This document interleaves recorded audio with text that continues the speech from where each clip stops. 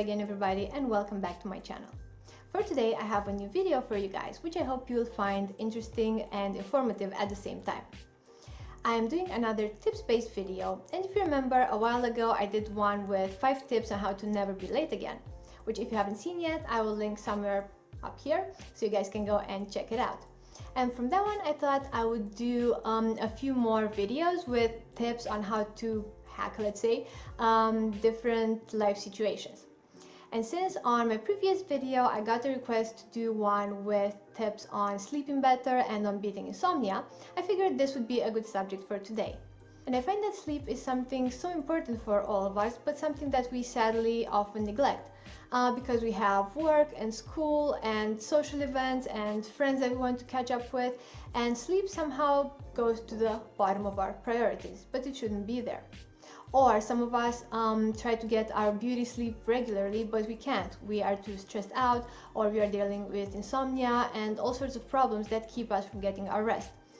And it's something that we definitely need to do. It's something so important for us on a fundamental level, which reflects in our day-to-day functioning. And to be fair, sleep is something really important for you style-wise as well. Because come on, if you're tired and haggard looking and have no energy, then you really won't have the mental capacity to be thinking about outfits or about looking good or about presenting the best side of you to the world, which would be a shame. So in the name of style, health, and everything else good and positive, let's get on with my video on 5 tips for getting better quality sleep.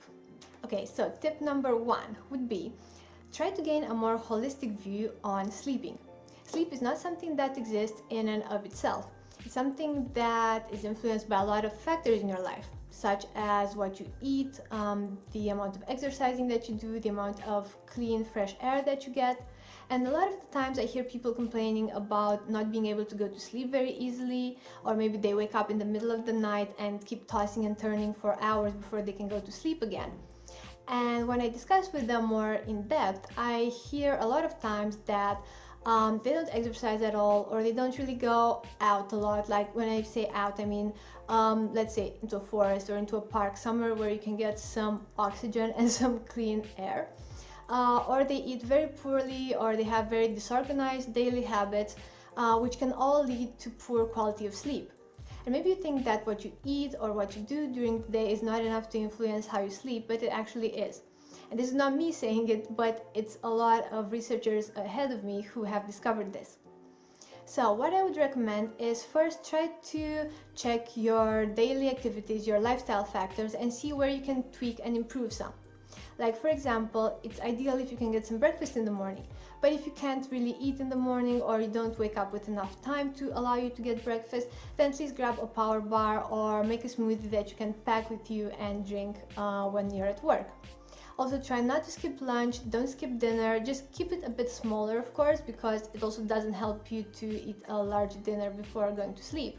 Also try to include some exercise in your day-to-day life. Even if it's something light, even if it's a walk or anything like that, just try to include a bit of exercising every day, so then your body has everything it needs to keep functioning properly. So then by the time you feel tired and it's late enough for you to go to sleep, your body will be all like sleep mode, ready to go to bed, ready to rest for 8 hours or whatever is the number of hours that you need to feel completely rested, and then the next morning you'll feel a lot better. Now the key with this is consistency, of course. It's not enough to change your lifestyle for the better for a week or for a month, but it's something that needs to happen gradually and keep going for the duration of your lifetime. Now, tip number 2 is something that you've probably heard before, but I don't know how many of us actually apply it. Sometimes I even don't, and to be fair, I do see the results of that, which is don't use electronics right before you go to bed. And there is a lot of truth to this rule, let's say, because if you use your laptop or your phone or anything like that before going to sleep, even sometimes watching TV well into the night, means that your brain is getting wired and it's not getting ready to go into sleep mode. So basically, instead of dimming the lights and letting your brain calm down after the day, you keep feeding it. So then of course it will never be properly switched off, let's say, so it could get some rest. And another danger of this is that a lot of times you fall asleep with the TV running or with the laptop running or with your tablet open, and then that light is actually very bad for you when you sleep. It actually decreases the quality of your sleep by a lot.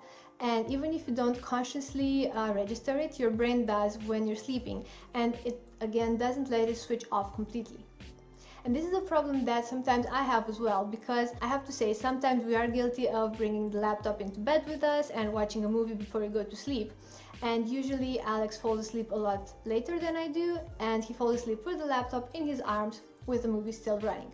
So I wake up and I feel all groggy and I don't know, not properly rested, and I see the laptop running. So of course I understand why. It's because the light and the sounds and everything have been running through my mind the whole night. So that would be tip number 2. Put away all electronics and all devices before you go to bed, let's say at least an hour before. You can still read or do anything like any light activity that you would want to, but just try to get yourself mentally prepared to go to bed. Now, tip number 3 refers to one of the biggest culprits that leads to poor quality of sleep, and that is stress. Now, I am no stranger to stress. I get stressed out quite easily and quite often, and I know the havoc it wreaks on your sleep. A lot of the times we get into bed and we feel like, okay, I just want to put this day behind me. It was maybe stressful at work, or maybe I had a fight with my spouse or with a friend or with a family member, and then you just want to go to sleep. But you can't, because you're stressed out and because your brain is still running. So then what can you do to stop those thoughts, to stop yourself from overthinking, from thinking about work problems or any sort of issues that you anyway can't solve when it's late at night and all you need to do is sleep? Well, what I personally do is I try to meditate. So basically, and before you start making fun or think that I'm referring you to some voodoo sort of things, meditation is something that is just used to quiet your mind, to still your thoughts, and to actually allow you to decompress after a hard day. And meditation can be done in a number of ways. If you need any sort of sound aids to do that, then use that. If you need, I don't know, any sort of environment to do it, try providing that environment for yourself. What I usually do is just focus on my breath. So basically I just focus every time I inhale and I exhale, and if I do that for enough time, then eventually my thoughts will only be channeled towards that. Everything else will go blank, will go out of my mind, and then I am relaxed enough that I can actually fall asleep easily.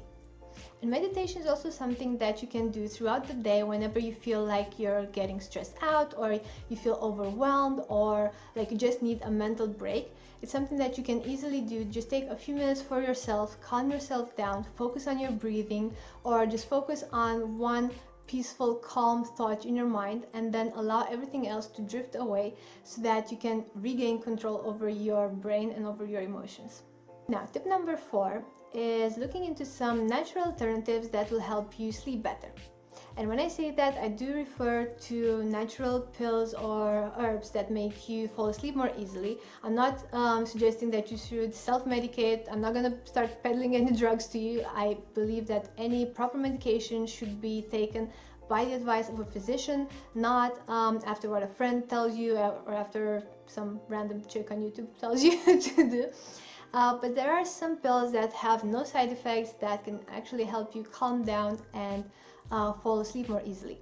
And one such pill that I use a lot of the times when I'm stressed out or anxious or just can't fall asleep on time is called Vagostabil. And the name comes from its target, which is your vagus nerve. Now, I'm not about to go all deep into medicine and physiology and anything like that with you, but just know that it is a natural-based medicine, so it's based on plants, which helps calm down any hyperexcitability or anything like that in your mind. It helps calm down your brain, your nervous system, so then you become a bit calmer, a bit clear-minded, let's say, and it also helps you fall asleep more easily. And another great such medicine is called Coffea, and it is a homeopathic medicine that again helps you sleep. But this one is targeted especially for when you can't go to sleep because you have a lot of thoughts running through your mind. I don't know how much knowledge you have of homeopathy, but it generally targets very specific problems. So this type of medicine is actually great for people who overthink things, who are too stressed out, who can't go to sleep easily because they have a lot of thoughts going through. And referring you to my previous point, this would actually be a great solution for this cause of insomnia. And finally, tip number 5, if you've already tried all these tips and perhaps even more that you read about or heard about, is to consult a physician. Now, I'm sure many of you don't necessarily feel like they need to go to the doctor for just a sleep disturbance, but I think it's important because sleep is something that affects us daily and you need to get the necessary number of hours of sleep every night. So the more you postpone, the more tired you're going to be, the more issues you're going to have focusing and functioning properly. So if you find yourself after, let's say, a few weeks or months or whatever feels like enough for you, then I would really recommend consulting a physician, because they can give you all sorts of tests and they can even keep you under observance to see how your sleep pattern evolves, to see if there are any issues, any visible issues. They can run a battery of tests on you. So then you might even find out that you had an underlying issue and that lack of sleep or insomnia was actually the symptom and not a problem in itself. So then you can also get the appropriate treatment and perhaps solve your sleep issue and any sort of other underlying health issues you might have and not even know about. So everybody, this was my video for today. I really hope that you found it useful, and I really hope that at least some, if not all, of the pieces of advice I gave you are new to you and something that you can try out for yourselves. Now, as a small disclaimer, I'm not a physician or anything like that. These are tips that I have used also on myself, and I know that they work for me. I know there is some research behind them as well, but of course, no tip works for 100% of the people. So you might try them, they might not work for you, but they might. It's all down to you trying each and every one of them and then seeing what fits your needs and your body's needs best. Now, I'm really curious to hear your tips on how to get better quality sleep, what you do when you can't sleep, and if you have any questions or any tips or pieces of advice on the subject, then please drop them in the comment section below. And for all those of you that are here and haven't subscribed yet, the subscribe button is again in the bar below. Hit it to get notified every time I upload a video. And what can I say other than have a great weekend ahead, and I will see you here next Saturday. Thanks for watching again. Bye everybody.